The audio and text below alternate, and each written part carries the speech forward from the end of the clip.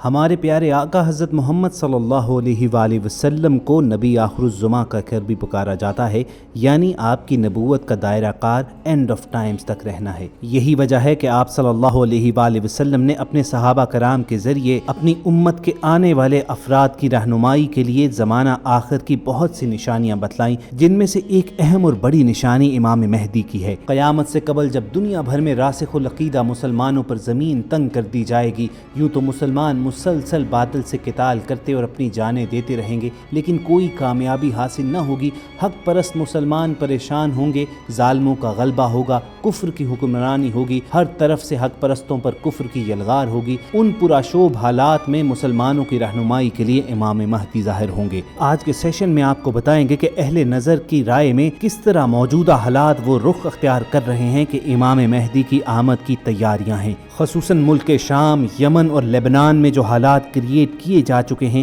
وہ کس طرح امام مہدی کے ظہور کی نشانیوں کو پورا کرتے ہیں۔ مگر ویڈیو میں آگے بڑھنے سے پہلے نئے دیکھنے اور سننے والے ریڈ بٹن پر کلک کر کے اور بیل آئیکن کو پریس کر کے سبسکرائبر ضرور بنیے تاکہ ایسی معلوماتی، تاریخی اور اسلامی ویڈیوز آپ کو ہر وقت اور بر وقت ملتی رہیں۔ صلاح الدین ایوبی کے 12 اکتوبر 1187 میں بیت المقدس میں فاتحانہ داخلے سے لے کر 1920 میں خلافت عثمانیہ کے خاتمے تک 623 سال بلاد شام کے مسلمانوں کی عظمت، سربلندی اور سرفرازی کے سال تھے، لیکن یوں لگتا ہے کہ خلافت عثمانیہ کے زوال اور یروشلم میں یہودیوں کی واپسی سے اس دور فتن کا جو آغاز ہو چکا ہے، اور سید الانبیاء صلی اللہ علیہ وآلہ وسلم کی پیشگوئیوں کے مطابق اس کا مرکزی مقام بلاد شام ہوگا۔ یہ علاقہ آخری بڑی جنگ میں امام مہدی کا ہیڈ کوارٹر ہوگا، لیکن اس سے پہلے شام ہی وہ خطہ ہے جس نے امام مہدی کے خلاف منظم ہونا ہے۔ اسی خطے سے ایک لشکر برآمد ہوگا جسے رسول اکرم صلی اللہ علیہ وآلہ وسلم نے سفیانی کا لشکر بتایا ہے۔ روایات کے مطابق سفیانی بلاد شام کا حاکم ہوگا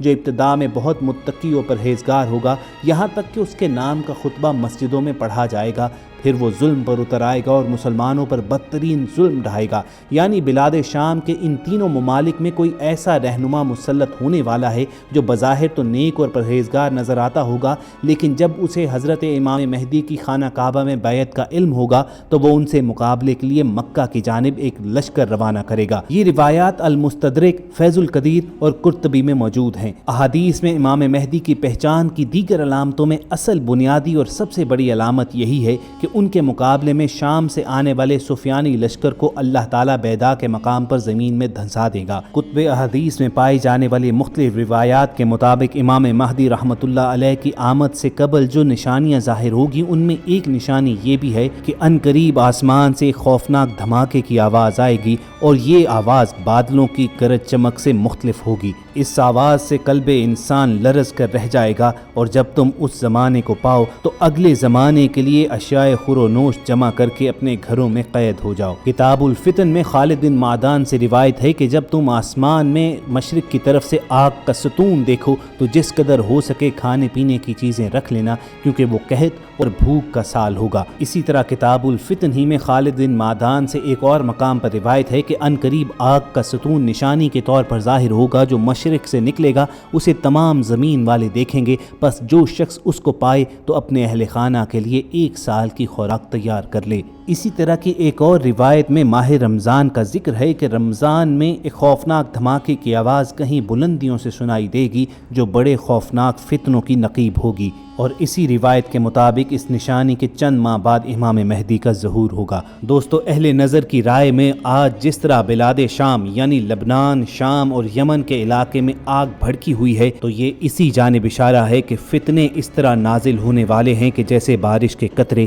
اور اب امام مہدی کے ظہور کا وقت ہوا چاہتا ہے۔ محترم خواتین و حضرات، کتاب الفتن میں حضرت عبداللہ بن مسعود رضی اللہ تعالیٰ عنہ سے روایت ہے کہ رسول اللہ صلی اللہ علیہ وآلہ وسلم نے فرمایا، جب ماہ رمضان میں زوردار چیخ کی آواز ہوگی تو ماہ شوال میں مصیبت نازل ہوگی، ماہ ذیقعدہ میں تمام قبائل الگ الگ ہو کر متحارب ہوں گے، ماہ ذی الحجہ میں بڑی خون ریزی ہوگی، جبکہ ماہ محرم تو کیا ہی محرم۔ یہ بات آپ صلی اللہ علیہ وآلہ وسلم نے 3 مرتبہ فرمائی۔ حضرت ابن مسعود رضی رضی اللہ تعالیٰ عنہ کا بیان ہے کہ ہم نے عرض کیا کہ اللہ کے رسول چیخ سے کیا مراد ہے؟ تو آپ صلی اللہ علیہ وآلہ وسلم نے فرمایا ماہ رمضان شب جمعہ میں بھیانک زلزلہ آئے گا جس سے ہر سونے والا بیدار ہو جائے گا، کھڑا ہوا آدمی بیٹھ جائے گا، پردہ نشین عورت پردے سے باہر آ جائے گی۔ اس سال بہت زلزلے ہوں گے، لہٰذا جب تم لوگ جمعہ کے روز نماز فجر پڑھ لو تو اپنے کانوں میں ڈانٹ لگا لینا، جب تمہیں چیخ کی آواز کا احساس ہو تو اللہ کے سامنے سجدہ ریز ہو جانا اور یہ کلمہ کہنا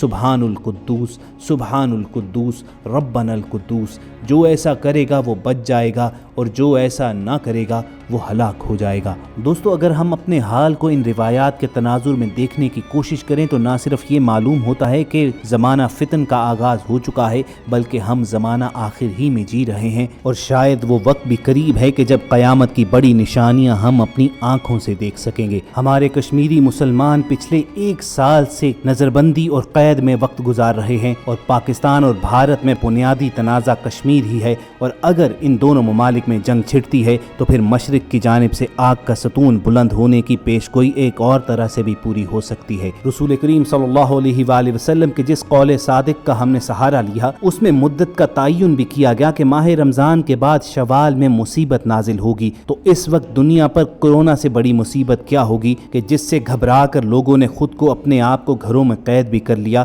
اور باقاعدہ اشیاء خورونوش کا ذخیرہ بھی کیا گیا۔ امام مہدی کے ظہور اور زمانہ آخر سے متعلق روایات کا مطالعہ کیا جائے تو ایک اور نشانی کا تذکرہ ہے، اور وہ ہے ماہ رمضان میں سورج اور چاند گرہن کا لگنا، جو کہ 80 کی دہائی میں کئی مرتبہ ہو چکا ہے۔ بلاد شام کے حالات اور روایات میں اس کا تذکرہ ہم کھول کھول کر آپ کے سامنے بیان کر چکے ہیں، اور اگر اسلام کے مرکز سعودی عرب کا مطالعہ کیا جائے تو اس وقت وہاں پر جو اندر خانے اقتدار کی جنگ جاری ہے، تو سعودی بادشاہ کے انتقال کے بعد 3 عرب شہزادوں کی جس جنگ کا تذکرہ ہے کہ اس کے فوری بعد امام مہدی کا ظہور ہوگا، تو وہ جنگ بھی سمجھیے کہ ہمارے سروں پر کھڑی ہے۔ سو اگر امام مہدی کے متعلق روایات و احادیث کا مطالعہ کیا جائے تو موجودہ حالات اسی جانب اشارہ کر رہے ہیں کہ اب کسی بھی وقت امام مہدی کا ظہور ہم دیکھ سکتے ہیں، اور بلا شبہ یہ امت مسلمہ کے لیے ایک مبارک ساعت ہوگی، کیونکہ آپ ہی کی قیادت میں امت مسلمہ راہ راست پر واپس آئے گی اور دنیا پر غلبہ حاصل کرنے کی جدوجہد کا آغاز بھی کرے گی اور اس میں کامیابی بھی پائے گی۔ سو اللہ تعالیٰ کے حضور یہی دعا کیجئے کہ وہ ہمیں امام مہدی کی صحیح پہچان کی قابلیت بھی عطا کرے،